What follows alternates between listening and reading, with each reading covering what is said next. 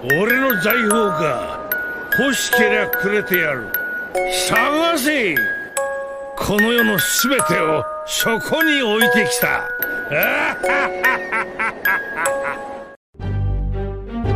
Hoho, apa kabar nakama semuanya? Semoga nakama semua selalu dalam keadaan yang sehat-sehat saja.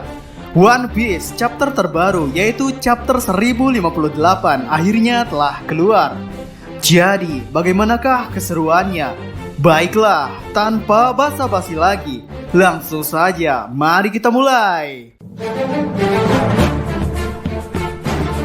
Pada chapter kali ini kita mendapatkan cover yang menggambarkan Caesar sedang meminta kepada anak-anak Jerma 66 untuk diizinkan ikut bersamanya dan pergi dari tempat itu. Dan chapter 1058 kali ini berjudul New Emperor atau Kaisar Baru. Judul yang sama dengan chapter 1053. Pada awal chapter terlihat Nami sedang memarahi Luffy tentang cara mereka pergi dari Pulau Wano Kuni. Terlihat Luffy yang telah babak belur sedang berada dalam kurungannya. Dan dengan kondisi ini, Luffy diperkenalkan sebagai salah satu dari 4 Kaisar Laut. Meski Luffy telah meminta maaf kepada Nami, namun Nami tetap marah dan menceramahinya bahwa harusnya ada batasnya dalam melakukan hal-hal bodoh. Dan kali ini telah berlebihan. Di sisi lain, Jinbe mencoba untuk menenangkan bahwa kondisinya baik-baik saja. Namun Nami berkata, "Jinbe, jangan memanjakan dia." Dan Jinbe yang melihat sosok Nami dalam kondisi seperti itu berkata, "Wah, apakah ini adalah aura Haki Raja?" Lalu Chopper memberitahu Jinbe bahwa jangan sekali-kali mendekati Nami ketika Nami sedang marah. Di sisi lain, Franky merasa bangga kepada kapal Sunny. Karena meski kapal itu telah terjun dari ketinggian Wano Kuni itu, Sunny hanya mengalami kerusakan dengan area sekitar 1 yard atau sekitar 1 meter saja.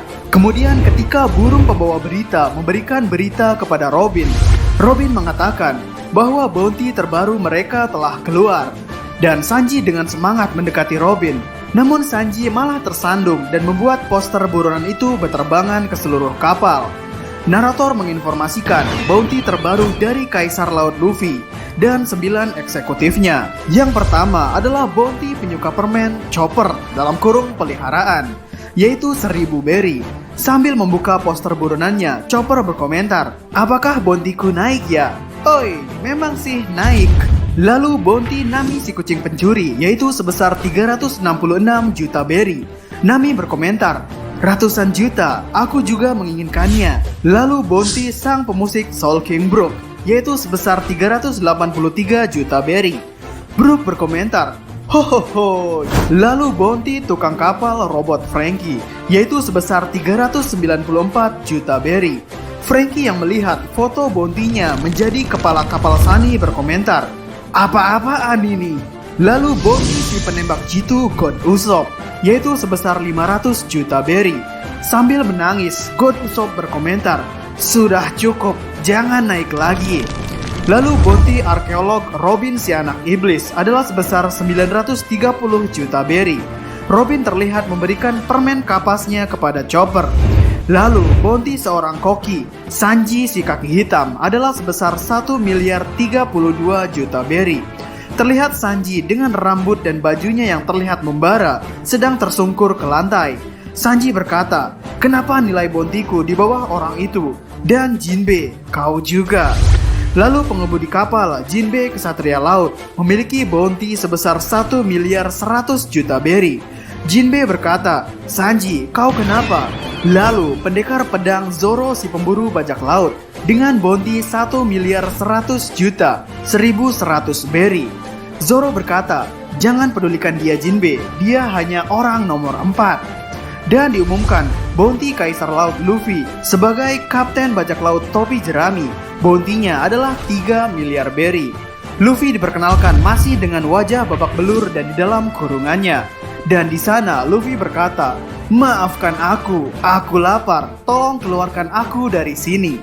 Terlihat juga di belakang Luffy itu, Sanji dan Zoro saling bertengkar karena Sanji diejek dengan sebutan nomor 4.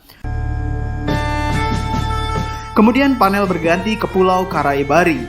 para anak buah Cross Guild terlihat masih tidak percaya bahwa pemimpinnya bisa merekrut dua bajak laut sekelas Mihawk dan Crocodile. Namun hal yang sebenarnya bukanlah seperti itu. Di dalam ruangan itu, Buggy terlihat dalam kondisi babak belur. Salah satu giginya ompong, rambut dijambak oleh Crocodile, dan Mihawk mengacungkan pedang hitam Yorunya ke leher milik Buggy. Crocodile berkata, Cross Guild adalah organisasi yang awalnya akan aku dirikan bersama dengan Mihawk. Namun kenapa kau yang malah menjadi bosnya, Buggy? Namun Buggy menjawab, aku hanya bisa mengucapkan kata mohon maaf, sorry, semacam itu.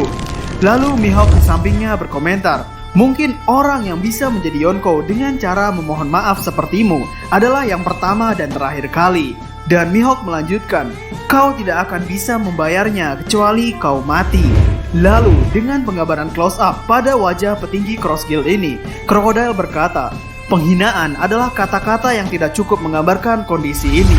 Lalu Buggy dengan wajah ketakutannya berkata, tolong jangan bunuh aku. Dan Mihawk yang ada di sampingnya berkata, itu lelucon yang mustahil terjadi. Lalu terlihat Galdino atau Mr. Tree memuja Crocodile dan berkata bahwa suatu kehormatan bisa bekerja denganmu lagi setelah sekian lama. Di sini Buggy melarang Mr. Tree untuk melakukan hal seperti itu yang Buggy anggap adalah suatu pengkhianatan. Namun Galdino berkata, aku tidak pernah merasa menjadi anak buahmu, Buggy. Dan para anak buah Buggy lainnya yaitu Moji, Cabaji, dan Alvida yang melihat Buggy sedang berada di ujung tanduk, mereka malah memilih untuk mengikuti Crocodile. Lalu flashback pun diperlihatkan ketika Angkatan Laut mengepung Pulau Kuraigana, yaitu tempat Mihawk tinggal. Di sana, Crocodile sedang menelpon Mihawk pada saat Mihawk sedang mengumpulkan barang-barangnya untuk pindah. Crocodile mengajak Mihawk untuk bekerja sama semenjak Shichibukai telah dibubarkan. Crocodile berkata, ini bukan ide buruk kan? Jika kau dan aku bekerja sama, kita bisa membuat organisasi yang bahkan Angkatan Laut pun akan waspada pada kita. Dan kau dulunya adalah orang yang dijuluki dengan nama pemburu Angkatan Laut. Dan kita memiliki hal yang serupa, yaitu tentang tidak mempercayai orang lain. Ketika mengingat itu, Mihawk melirik kepada Buggy, namun tidak berkata apa-apa. Lalu di sisi lain, kita juga melihat flashback momen ketika Buggy akan pergi dari Pulau Karaibari. Buggy mendapat laporan dari anak buahnya bahwa ada seseorang yang melakukan penyerangan pada kapal Angkatan Laut. Dan ketika Buggy keluar, Buggy tidak percaya dengan apa yang dilihatnya, yaitu yang terjadi adalah Crocodile dan Dustbones-lah yang telah menenggelamkan kapal Angkatan Laut itu. Para anak buah Buggy malah membicarakan, ternyata rumor yang mengatakan bahwa Buggy adalah seseorang seperti kakak dari Crocodile itu memanglah benar. Karena dari itu, Crocodile dan Dustbones mau menyelamatkan mereka. Di sisi lain, Buggy lari menjauh karena pada realitanya benar-benar berbeda, yaitu Buggy merasa sangat ketakutan. Dan di sana Buggy berkata, dia datang ke sini untuk menagih hutangku yang sangat besar. Namun aku tidak punya apa-apa untuk diberikan kepadanya. Apa yang harus kulakukan?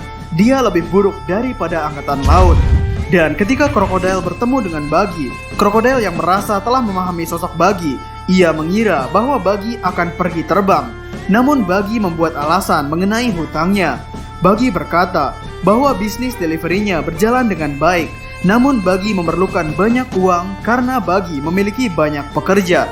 Belum lagi pekerja bintangnya, yaitu para raksasa, telah berhenti secara tiba-tiba.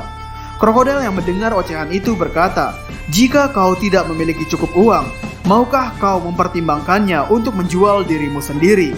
Lalu Buggy berkata, jangan mengucapkan hal yang menyeramkan seperti itu. Bukankah kita adalah teman yang mengobrak-abrik penjara Impel Down bersama-sama? Croc-chan.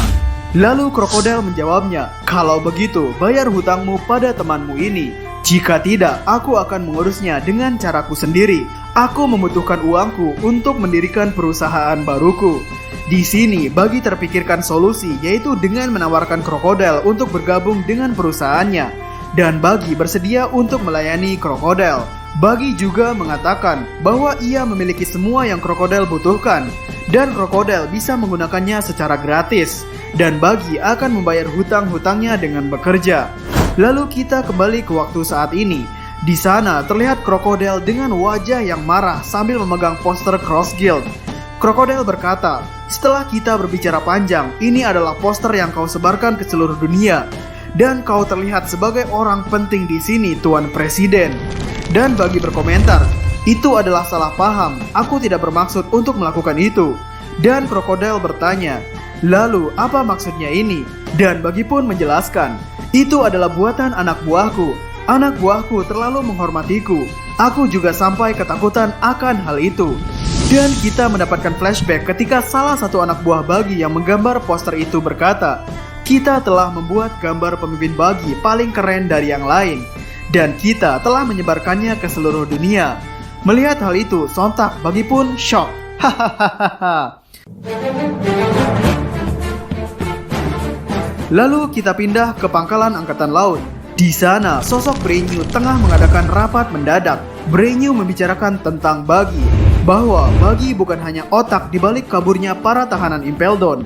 Ia juga merupakan kru dari bajak laut Goldie Roger. Dan Buggy juga pernah berkata bahwa ia adalah rival dari Yonkou Shanks. Dan Buggy juga memiliki karisma yang membuat Krokodil mau menolong dia saat pembubaran si Chibukai. Di sisi lain, Angkatan Laut juga telah mengkonfirmasi hubungan antara Krokodil dan Mihawk dengan mendengarkan pembicaraan antar keduanya. Dan gerakan perburuan Angkatan Laut pun mulai membangkitkan orang-orang berbahaya dari dunia bawah. Jadi, organisasi Cross Guild ini mampu menjadi ancaman bagi Angkatan Laut. Di sini, Brenyu berkata, Sir Krokodil, mantan anggota Shichibukai dan pengguna Logia dengan kemampuan intelijensi dan karisma, memiliki bounty sebesar 1.965.000.000 berry. Lalu Takanome Mihawk juga merupakan mantan anggota Shichibukai dan seorang pendekar pedang yang kemampuannya telah melebihi Yonkou Shanks. Angka ini adalah angka untuk pendekar pedang terkuat di dunia dengan nilai bounty 3.590.000.000 berry. Lalu bagi si badut jenius, dengan kondisi yang saya jabarkan sebelumnya, kekuatannya sampai membuat Krokodil dan Mihawk patuh padanya. Nilai bounty Buggy adalah sebesar 3.189.000.000 berry. Juga dikenal sebagai Kaisar Laut bersama Luffy si topi jerami. Pemerintah dunia telah melabeli dirinya sebagai sosok yang berbahaya. Lalu kita kembali ke Pulau Karaibari. Krokodil telah capek marah kepada Buggy, jadi dia berniat untuk menghabisi Buggy saja. Namun Buggy masih memohon untuk keselamatan nyawanya. Namun, Mihawk berkata, mungkin bukan ide buruk untuk memberi Buggy kejayaan ini. Mihawk berkata bahwa ia tidak tertarik untuk menjadi Kaisar Laut. Ia hanya ingin hidup dengan tenang. Ketika Krokodil bertanya apakah Mihawk serius, Mihawk berkata bahwa kita bisa menggunakan Buggy untuk menarik perhatian dan mereka berdua bisa bebas melakukan apapun di balik bayangannya. Dan Krokodil pun berkata ada benarnya juga. Selanjutnya Buggy bersama Krokodil dan Mihawk keluar dari balkoni dan menginformasikan aliansinya. Buggy berkata, untuk menghadapi era baru, kita telah membuat Cross Guild dan inilah rekan kita. Terlihat para anak buah Buggy menyuarakan nama mereka dan Buggy pun menangis di sini karena merasa terselamatkan nyawanya. Namun para anak buahnya berpikir bahwa Buggy menangis karena merasa terbawa suasana. Lalu panel berpindah ke Keratuan Kamabaka. Para pemimpin dari pasukan revolusi telah berkumpul semua dengan selamat, sedangkan Sabo tidak terlihat bersama mereka. Tapi mereka memberitahu kepada Koala bahwa Sabo baik-baik saja. Karasu berkata tentang kejadian setelah mereka berpisah, dan Karasu memilih untuk percaya pada Sabo. Di saat Koala mendekati Dragon berkata, jika Sabo benar-benar membunuh Raja Cobra, apapun alasannya, aku tidak akan memaafkannya. Saat itu juga, Dragon berada di depan Kuma, dan Dragon berkata lagi, beritahu aku Kuma, apa yang kau lihat? Lalu Kuma menjawab, seperti yang kau minta, tuanku. Sepertinya Kuma masih bertingkah seperti seorang budak. Dan tiba-tiba Denden Mushi pun berdering. Dan saat itu juga kantor pusat angkatan laut menyadap telepon ke Kamabaka. Salah satu dari mereka berkata, itu mungkin telepon dari Kaisar Api, rekam pembicaraannya. Lalu ketika Koala mengangkat teleponnya, Koala berkata, tolong yang lain agak diam. Hai, ini Koala. Lalu dari Denden Mushi pun muncul suara, ini aku, Sabo. Dan chapter 1058 selesai di sini. Hohoho. Sungguh chapter yang sangat gila. Rasanya sudah lama kita tidak mendapatkan chapter yang isinya daging seperti ini. Kami sangat menikmati sekali membaca chapter ini meski belum melihat secara keseluruhan chapternya. Dan untuk kali ini kita tidak akan membahas terlalu jauh. Untuk analisa dan pembahasannya akan kami bahas pada video-video selanjutnya. Jadi, kami Diskus OP dan terima kasih banyak.